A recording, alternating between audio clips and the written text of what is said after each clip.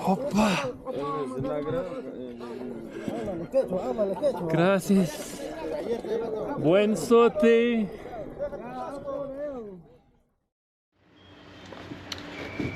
Just about to check out, and it's going to be a fun day driving ahead. Right now I'm at something like 2,800 meters, going up to 4,100, and then by the end of the day I'll be in Nazca, home of the famous Nazca Lines, at about 600 meters. Crazy. It's a long day though, so I needed to get up early. I thought I had got up early and that I'd be with everyone else, squeezing their cars out of the garage here, but seems like I'm the last one. And there were 5 or 6 cars squashed in here last night, so yeah, that's a sign I need to get going. Let's recap the whole route so far after I started in Sao Paulo and headed west to my first big stop that I showed in episode 1, Bonito. And then I headed north and spent a couple of days in Chapada dos Guimarães, and then headed south to the Pantanal and saw the jaguars. Then I headed on that crazy road through Bolivia and then to Santa Cruz. Some beautiful cities in Bolivia before I went to Uyuni and crossed the salt flats. I didn't spend so much time in Chile, but the coast drive was absolutely beautiful. Then into Peru, and I went to the Colca Canyon. Then I had a bit of snow heading up to Cuzco, and now I'm driving all the way to Nazca. It's about 6,000 or 7,000 kilometers so far.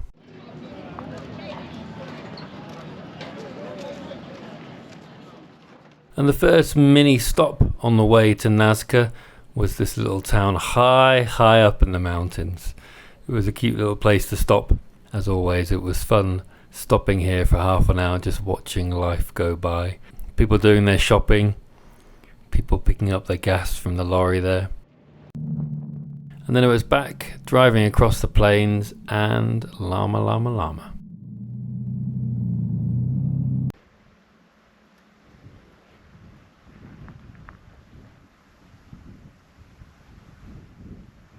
So many llama. That's what it's always like when you're high up in Peru, it seems. 4,200 or 300 meters now, and so many llama. Having a lovely time.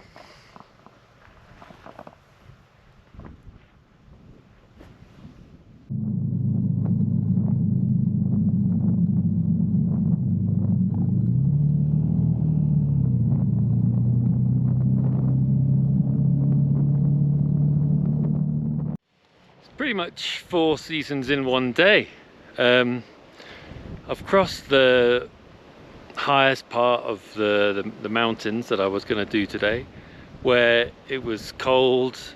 I got hailed on. There were beautiful llama as well, of course, but now I've crossed over and there's a beautiful green valley behind me. Only 3 and a bit hours until Nazca, but I'm going to stop for a bit of food in the town here, Puquio. But lots of the cars I've been seeing passing, coming the opposite way, have got some kind of graffiti drawn on their windscreens.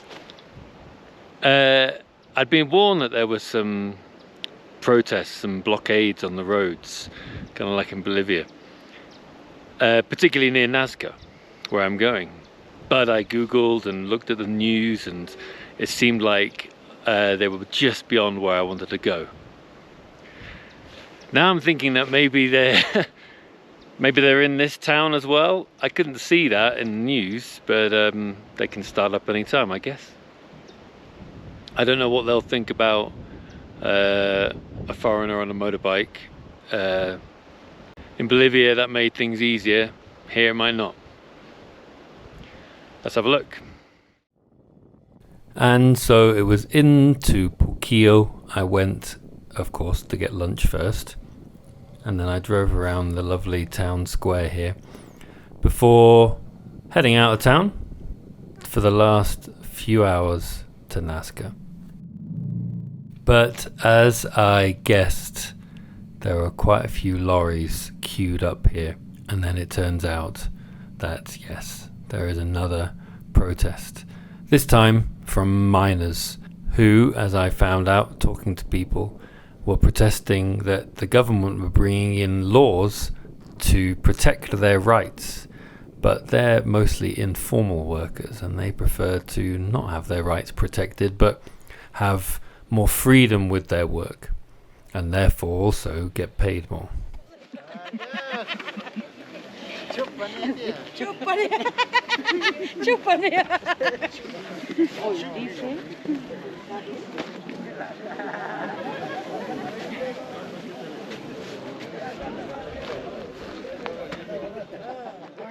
The miners were mostly in quite high spirits, although this did not mean letting me through the barrier at this point.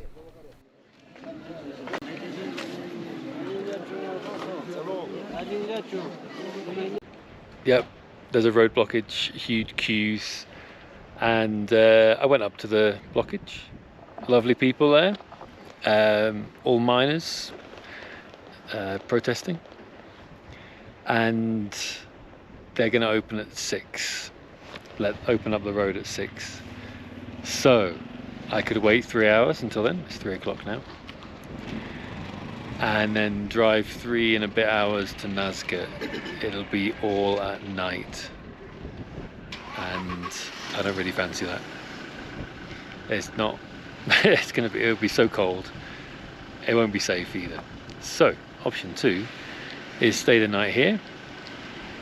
But I spoke to someone else who says that they can start it again at 6 in the morning. So I'm going to have to get up incredibly early this tomorrow morning, maybe 4 a.m. to get going and get out of this place before they block the road again. So it was back into Puquio, and this was the cheapest hotel I could find that had a garage, although in this case a garage meant parking the bike in the lobby area. Ahora sí. Mucho gusto. Então, essa é morada. Mazamorra morada. Ajá. Hola. La calabaza. This lovely mazamorra shop caught my eye. In Peru, mazamorra seems to mean just a kind of stewed fruit sweetened dessert, and it is delicious. The morada is plum-like, and then the calabaza is pumpkin, in which they actually have lots of pumpkin seeds. I am really full after that.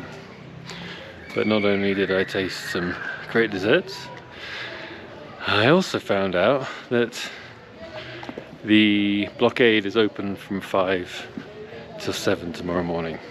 So that is definitely the plan. Early tomorrow morning. Get going.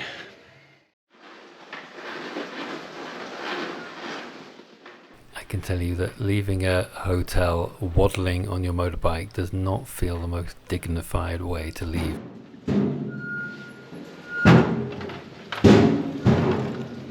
Fácil. Muchas gracias, señor. Gracias. Adiós.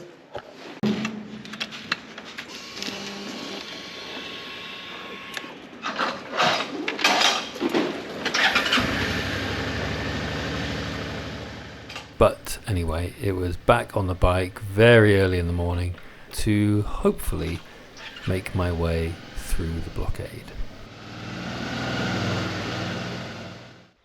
So the roadblock wasn't open as I'd heard. Between 5 and 7 is what I was told, and I got there at about 20 past 6, quarter past 6. And yeah, very much closed still. But so yeah, someone said, oh, there's a tourist bus and you can follow them when they go through, but it wasn't moving. And then, as I had heard from a couple of other motorcyclists, travelers, I was allowed to push the motorbike through. One of the protesters signaled and said in Spanish that I could push my motorbike through. It's quite a heavy bike to push up a hill, but someone very kindly helped me, and yeah, it was good fun in the end.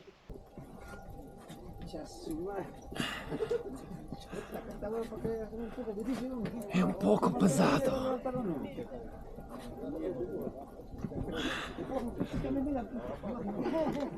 Aqui?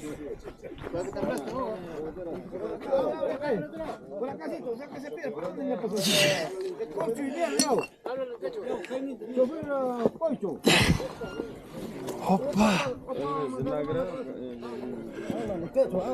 Gracias. Buen sorte.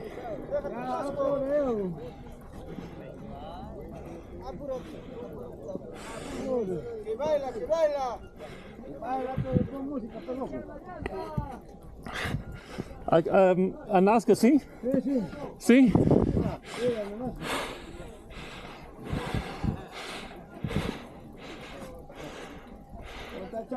Promoción.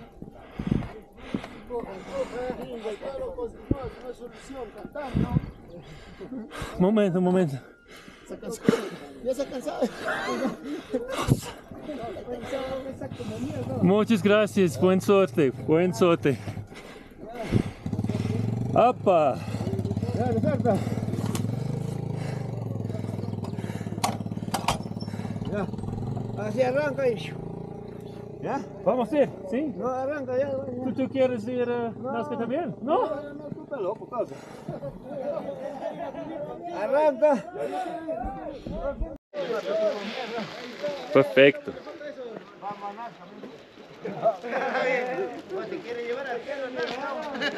Vamos a Nazca, te voy a buscar tu línea. Buen sorte, gracias, buen sorte.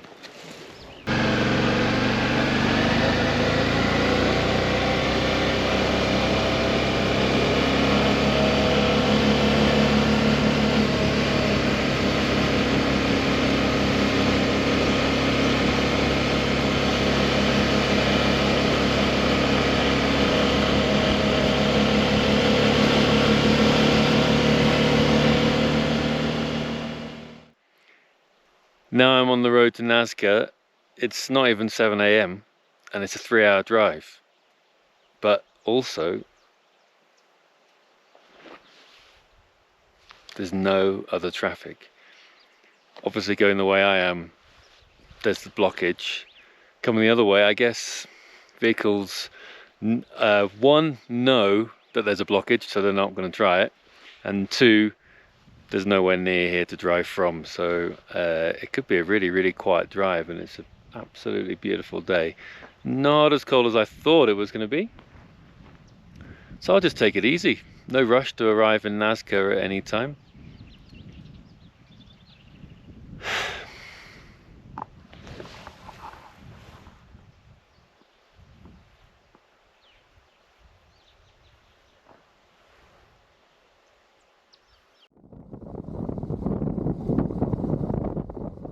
I spoke too soon. Less than 30 kilometers down the road on my leisurely drive, there were more trucks lined up, and this certainly meant another blockade.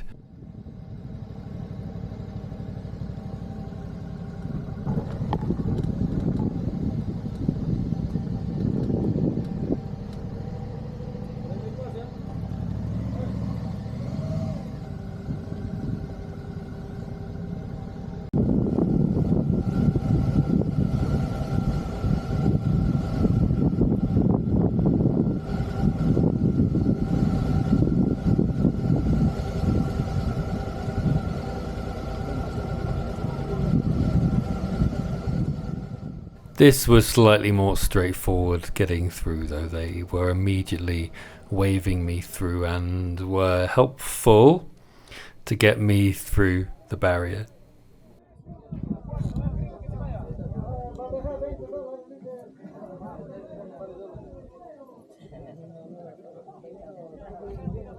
¿Puedo?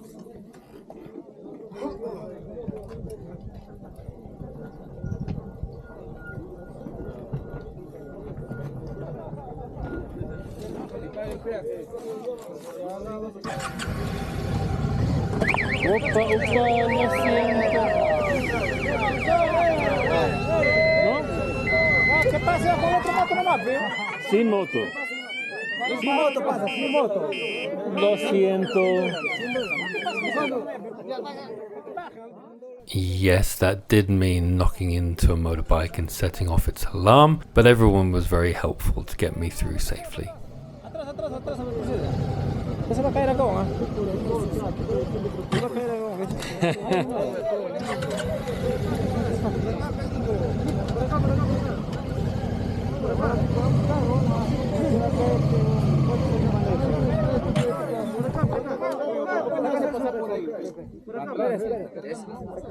es que a él le gusta la adrenalina. ¿Ese de quién es? Es mío.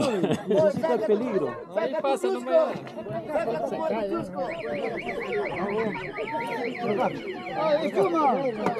Está. Muchas gracias. Cuidado que le desarme, va a darle el gusto de tocar aunque sea. Dale un beso. Ya. Dale un beso. Buen suerte, muchas gracias. Muy grande su zapato. Presta una vueltita. Te cambio con moto, te cambio.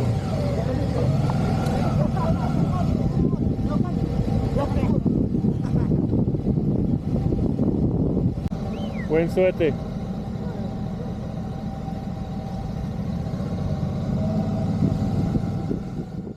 And after that, it really was a trouble-free, beautiful drive on the way to Nazca.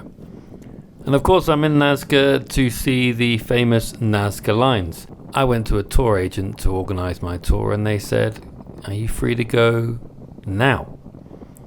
I thought that might be a bit tricky to get to the airport in time, but the tour agent said, "Don't worry, I'll call my dad. He's outside ready to give you a lift." So I jumped in his taxi, and he took me to the airport for my flight over the lines.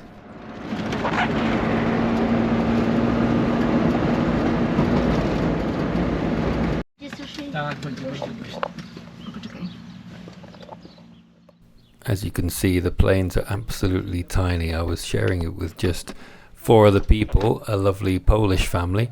And I have been on smaller planes, but there's still something quite different about them compared to enormous jumbo jets. You really do feel every tiny movement that the wind causes the airplane to make.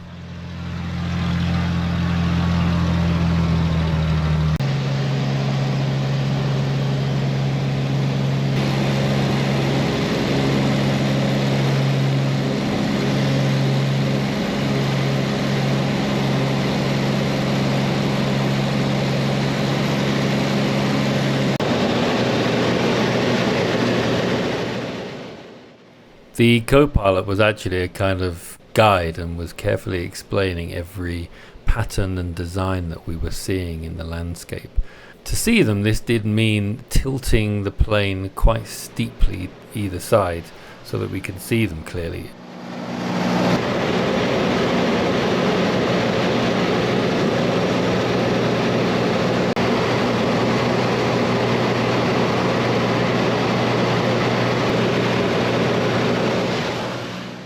And it was quite surreal trying to truly appreciate these ancient lines drawn hundreds of years ago.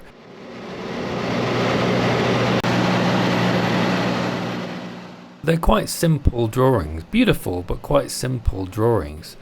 I had to keep kind of reminding myself that I'm flying in a plane hundreds of meters above them.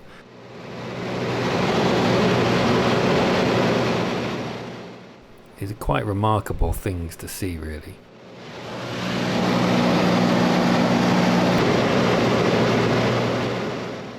Unfortunately, I think filming them on a tiny little GoPro and seeing them on a small screen now doesn't really help you appreciate how remarkable they actually are. Really, you have to be there. It's quite an amazing experience to see them.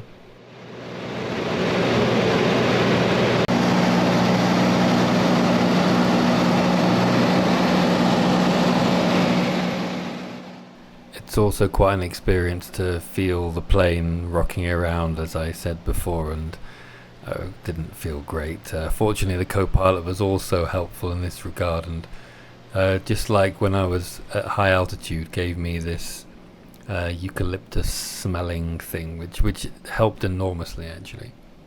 I was quite relieved to touch back down on land though.